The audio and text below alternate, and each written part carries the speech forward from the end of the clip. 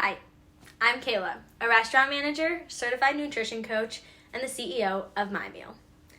We help people with dietary restrictions find safe places to eat. So if this sounds like your restaurant, we should talk.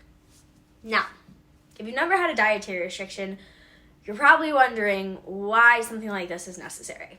So let me tell you a little story about myself. This was me when I was 8 years old. I look super happy, right?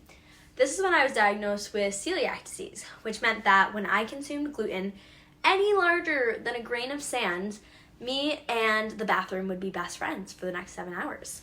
So what I thought was going to be just avoiding a few foods turned into having to read every ingredient label, walk out of restaurants, and bring my own food everywhere. I couldn't go a day without my celiac impacting my life.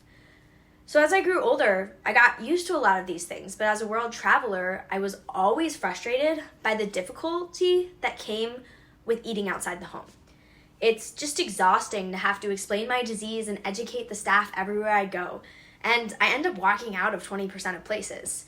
It's also useless when it comes to looking at a menu because I know it's just going to end up in a long, drawn-out conversation with the server or chef anyways. It makes me honestly just not want to eat out because it can be really embarrassing, nerve-wracking, and just makes me feel singled out a lot of the times. And with hospitality being centered around convenient service, for me, it just doesn't work, and it creates the opposite. It creates more work. And unfortunately, I'm not alone with 85 million people in the US having a dietary restriction, eating out 4 times less than the general population. And from a monetary perspective, this is $730,000 in untapped revenue.